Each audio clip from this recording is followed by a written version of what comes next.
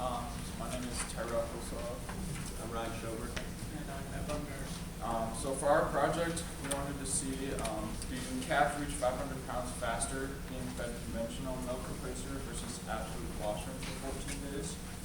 So kind of introduce our project and what we did.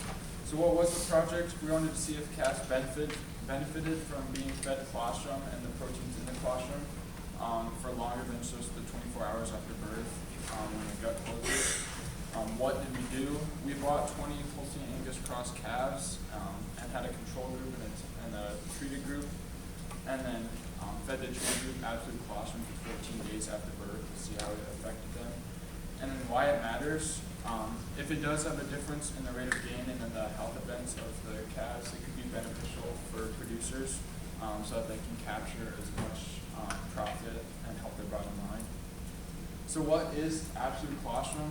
Absolute colostrum is a colostrum replacer specifically for young calves that is produced by MB Nutritional Sciences.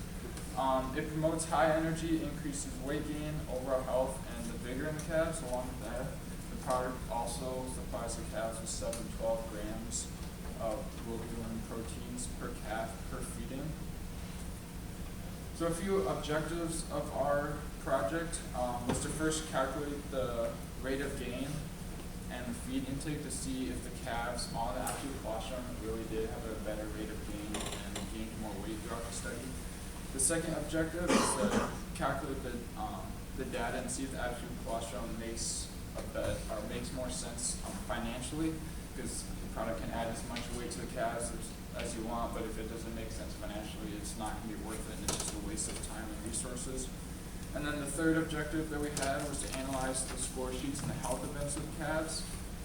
Healthier calves usually lead to better rate of gain and profit for the producer, so that's important. So to start out our study, we got 20 hutches. Dort loaned us 14 hutches, and we had 6, and we brought them all to Matt's family farm over there, and we got them set up with hay and just got them ready for the calves. And then we had 20 calves come in from Tri-Cross Dairy in South Dakota. They're Holstein Angus cross calves. And then we distributed them evenly between the treated group and the control group, making sure that they were evenly with bulls and heifers. And then along with that, also the size of the calves to make sure that the big ones and the small ones were split evenly between the groups so that they weren't, even, I guess.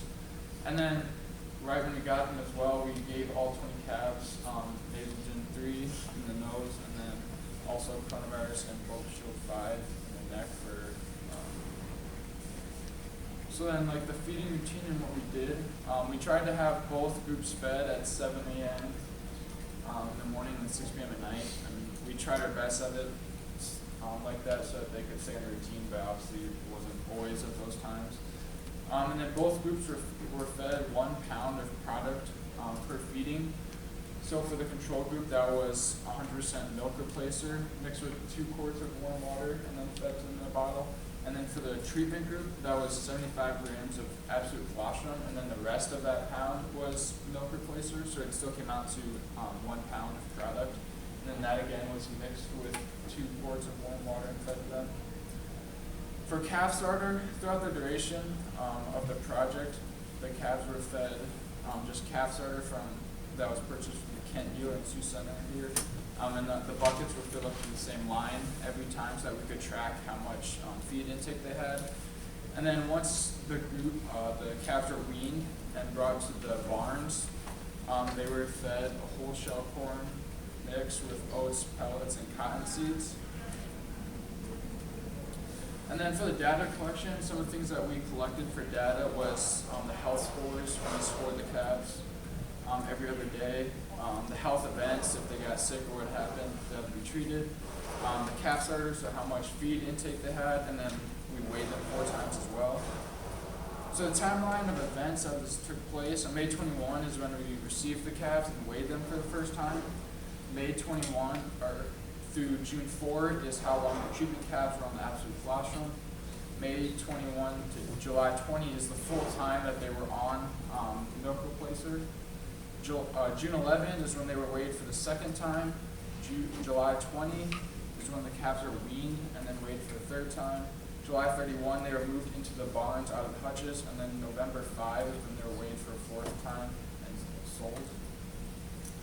So our hypothesis for this project is that we believe that treatment calves will reach 500 pounds faster and have fewer health events as a control calves.